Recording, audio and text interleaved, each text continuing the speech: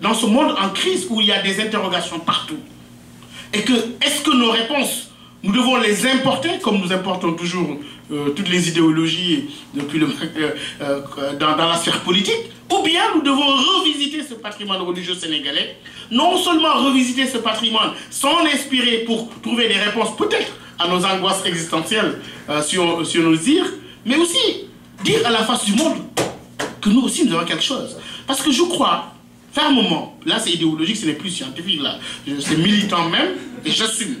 Et je crois que nous sommes dans un monde qu'on pourrait qualifier d'un marché où circulent des biens symboliques. Et que les consommateurs que nous sommes, que seront nos enfants, ne consommeront que les offres existantes qu'on aura positionnées. Est-ce que cette offre-là, nous allons la laisser enfouie dans l'histoire, dans les mémoires, dans l'oubli, ou bien cette offre-là, au moment où le monde musulman s'interroge, au moment où le monde arabe quand même, valsant très souvent entre islamisme et arabisme, on ne sait plus, entre nationalisme arabe, islamisme politique, a complètement perdu ce repère et s'est retrouvé avec un islam facteur de violence et de tuerie. Est-ce qu'il n'est pas temps que ce modèle africain-là soit brandi à la face du monde pour dire que voilà une contribution des Africains et des oulémas africains à l'inquiétude de la Oumma, ou bien devrons-nous, comme je l'ai dit très souvent, on est devant un choix qui, à mon avis, est un choix facile.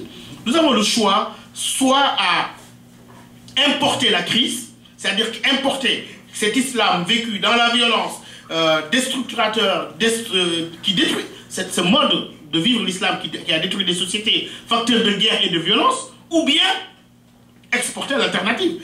Comment on a pu, de manière très pacifique, vivre un islam de manière harmonieuse sans que cette religion, bien que venant de l'étranger, ne soit pas un facteur destructeur pour nos sociétés, mais au contraire un facteur de cohésion.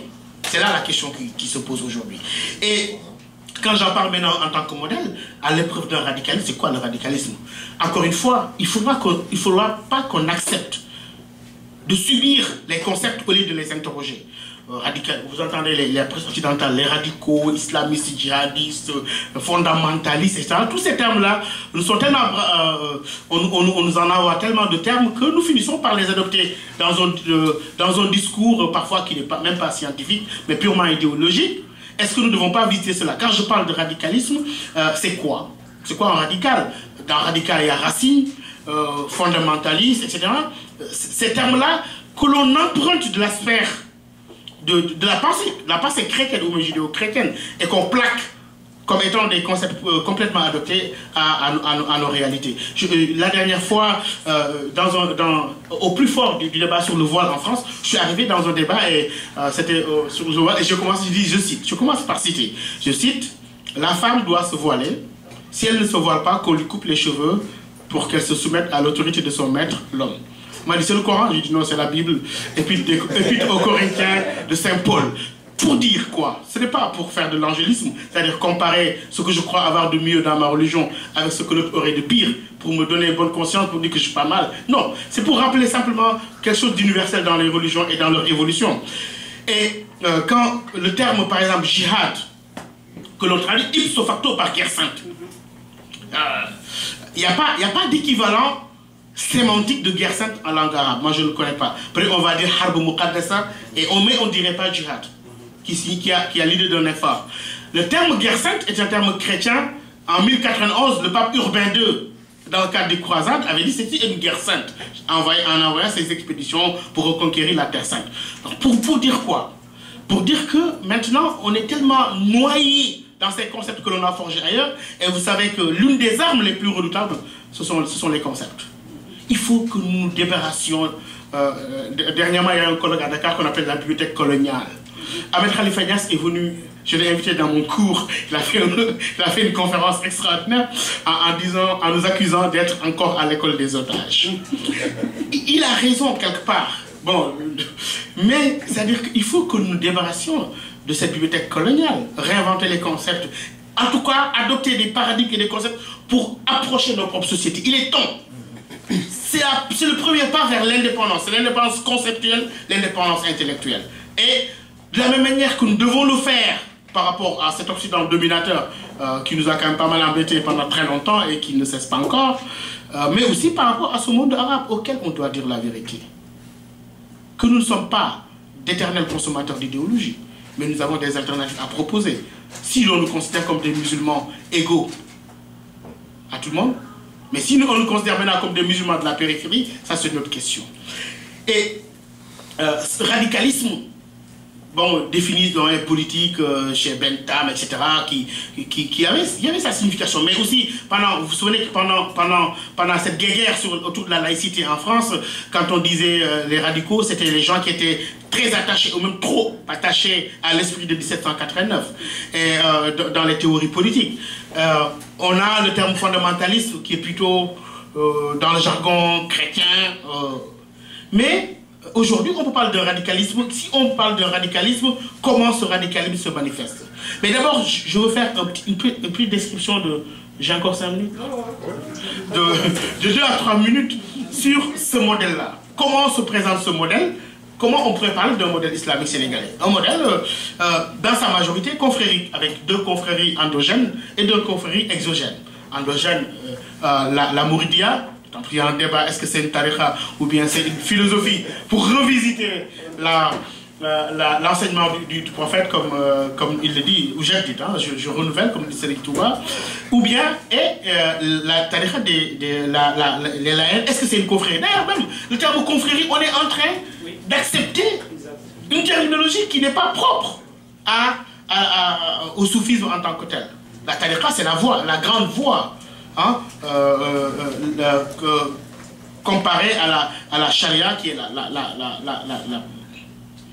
Alors, maintenant, 2 confréries endogènes et 2 confréries exogènes qui viennent de l'étranger, donc la Tijania, la Qadriya d'abord, parce que c'est l'une des premières, Abdul Qadir Jilani, Bagdad, via le Maghreb, la Mauritanie et entre le Sénégal, qui était la confrérie la plus importante pendant très longtemps dans l'histoire du Sénégal, et la Tijania de l'Algérie, mais toutes les querelles entre le berceau et le mausolée, entre l'Algérie et le Maroc, dans laquelle on se perd très souvent, mais entraîné par le biais de la Mauritanie, d'abord, hein, par les Idawali, les Alaouis, Tidiane Ibn Baba Alaoui, etc., qui est arrivé par Cheikh Omar Foutiyou Tall, Cheikh Hadj Malissi, El Hadj Ibrahima Niass, et ces différentes branches, ces différentes maisons, comme on peut dire aujourd'hui. À côté de cela, des mouvements dits réformistes. Réformistes qui ne datent pas en réalité des années 70 mais des années 50. La première organisation islamique sénégalaise, c'est l'UCM, l'Union culturelle musulmane. On connaît les Chapouré, etc. Cette génération qui était allée étudier dans le Maghreb, notamment en Tunisie, qui est revenue au Sénégal par la force des choses. Et plus tard, un mouvement qui va se scinder de l'UCM et de ces mouvements-là, qu'on appelle la Jamaat Rahman, qui est né en 1978 suite à une altercation entre la jeune génération et la vieille génération qu'on considérait comme étant un peu trop soufi à Thiès. Et la Jamaat Rahman qui a la spécificité suivante d'inspiration salafiste dans le sens de salafin, c'est-à-dire s'inspirer des pieux anciens. Hein? On voit parfois dans certains textes où Cheikh Hadj Malissi ou Serigne Touba réclament d'être parmi les... aujourd'hui, on va dire qu'ils sont des salafistes. Mais dire que nous sommes de cette voie de perpétuation de l'enseignement du prophète, s'inspirer des pieux anciens. À l'époque, la littérature ambiante, c'était Ben Baliz, etc. On était en plein cœur des soubresauts de la révolution algérienne. Et plus tard, avec des collections maintenant, avec les frères musulmans, qui n'ont pas été clairs dès le début, mais avec d'autres mouvements qui sont connexes comme plus tard, mais qui sont affranchis comme l'AMS, l'Association des étudiants et élèves musulmans du Sénégal, qui sont aussi influencés par l'idéologie des frères musulmans et qui fonctionnent de la même manière. De l'autre côté, le mouvement Al-Falah, Harakat Al-Falah, le mouvement Al-Falah étant le nom de l'école que fréquentait Cheikh Mahmoud Ba, ce Mauritano-Sénégalais qui a créé cette école, ce mouvement qui est plutôt, s'appelle Harakat Al-Falah, l'Thaqafa al-Salafiyya, donc mouvement Al-Falah pour la culture salafiste au Sénégal, qui est basé à Colobane et qui a ses écoles un peu partout. Et à côté de ça, nous avons une nouvelle communauté, pas encore très importante, mais qui est là, de chiites sénégalais autour du mouvement Mozdahir autour du Cheikh Haïdara, en plus de la communauté chiite que l'on avait avec les Libano-Syriens au Sénégal. Donc un islam très diversifié, mais qu'est-ce qui en fait un modèle de toute cette diversité-là? Le modèle, c'est que jusqu'ici, il y avait une acceptation de toutes ces formes, de toutes ces réalités diverses de cet islam-là. Il n'y avait pas de conflit majeur par rapport à une pratique ou bien de tentative d'imposer une pratique comme étant la pratique orthodoxe et que les autres seraient des pratiques hétérodoxes dans le sens de la bid'a, d'innovation blâmable, etc. Et ce radicalisme donc se manifeste d'abord par un rejet, par un système de rejet. Lorsque des musulmans, donc inspirés par ces idéologies, notamment du wahhabisme qui est arrivé plus tard, qui est arrivé avec le mouvement Al-Falah, mais qui était là avant, les théories comment il s'appelle, Mohamed ibn Abdul Wahhab, étaient connues, hein, même au temps de la Jawab et après. Mais là, autour de mouvements qui rejettent toute autre forme de pratique de l'islam différente de la leur. En disant que nous sommes Ahl Sunnah, nous sommes les gens de la Sunna. Parfois, vous parlez à quelqu'un et dit, moi j'appartiens à aucune tariqa, je suis sunnite. Comme si les confréries n'étaient pas des sunnites.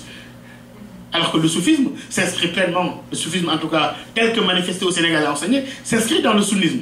Et même là, le terme sunnite, on peut le discuter. Là, je ne suis plus à l'école coranique, mais je suis dans le forme d'islamologie et sur l'histoire de l'islam. Le terme sunnite, quand ils disent nous sommes la sunna et les autres sont dans la bid'a, j'ai envie de dire, est-ce que le terme sunnite même, dire que vous êtes sunnite, est-ce que ce n'est pas une innovation en tant que telle?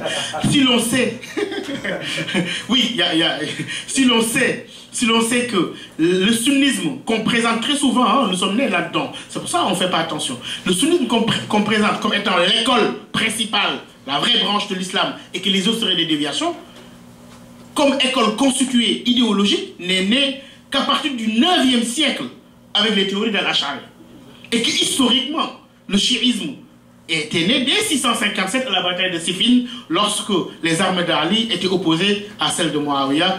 Donc là aussi, cette guerre entre Muawiyah et Ali, on voit une superposition de combats anciens qui avaient opposé les Banu Umayya et les Banu Hashim dans le contrôle de la Mecque, même pré-islamique, le commerce de la Mecque, etc. Et on a vu cela maintenant retranscrit sur le plan religieux. Donc le sunnisme, école tardive du 9e siècle avec les théories d'Al-Ash'ari. Et plus tard, la construction de corpus manifestant la sunna avec le corpus de Bukhari et de Muslim qui mériterait, et parfois comme tous les corpus, une étude critique aussi, dans le sens de la transmission, n'est constituée qu'à partir du 9e siècle.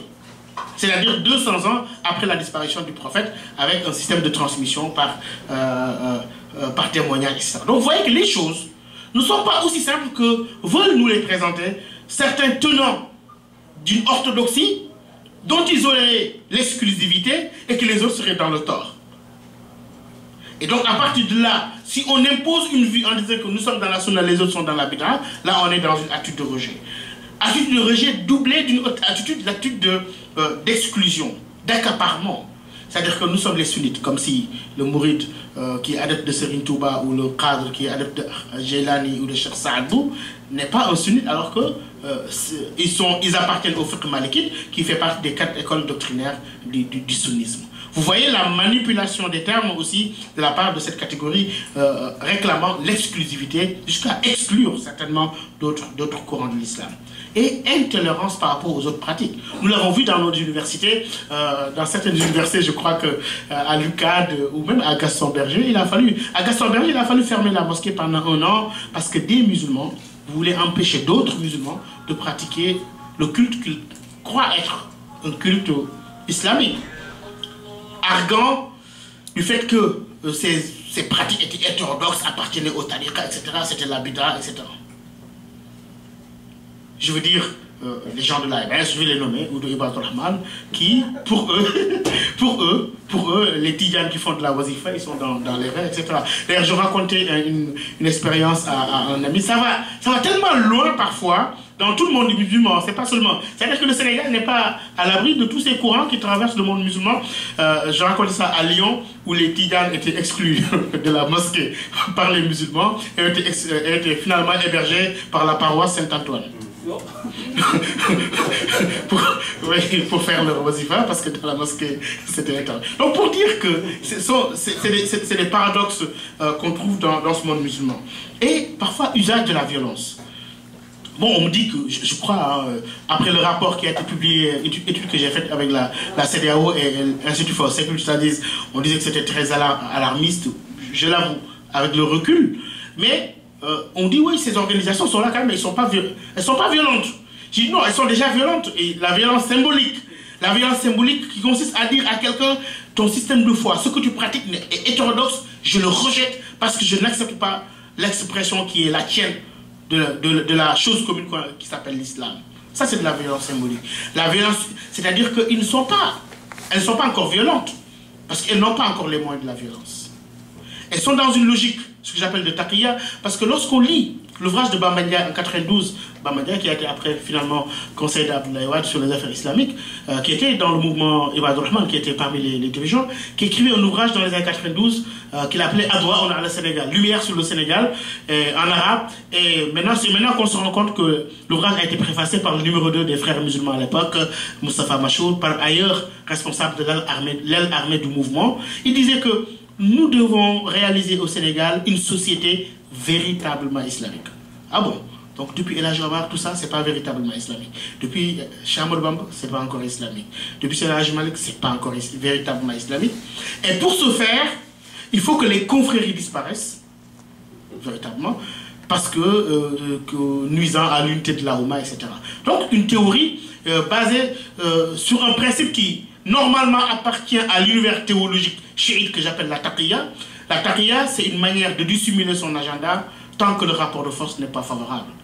C'est-à-dire qu'aujourd'hui, il y a une violence symbolique parce qu'ils ne peuvent se limiter qu'à ce stade, n'ayant pas la force ou les moyens de leur politique.